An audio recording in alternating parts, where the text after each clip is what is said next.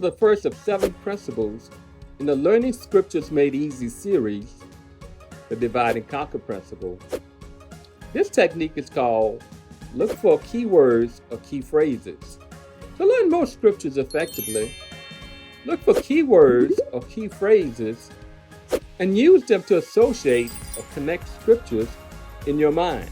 To help you identify keywords or key phrases, look for a sentence-like structure. In this verse, Jesus went teaching, preaching, and healing. Most other words or phrases revolve around them. As a result, you can remove them and still have a sentence-like structure that maintains the essence of this verse.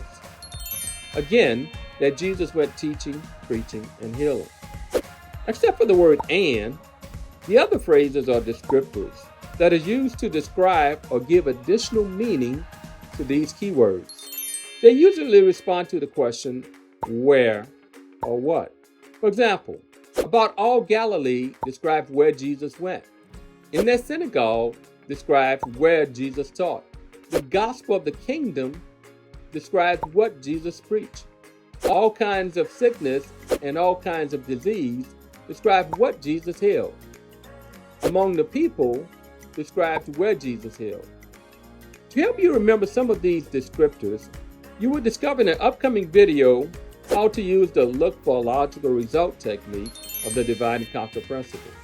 The logical result of a given word is the natural outcome of that particular word. For example, if you're thinking spiritually, a logical place to teach is in a synagogue. A logical thing to preach is the gospel. Logical things to heal are sickness and disease. To see details on how these concepts are done, click the link below. If you enjoyed this video, and I hope you did, click the subscribe, like, share, and notification buttons, and leave a comment to help promote this channel. Thanks for watching, and have a great day.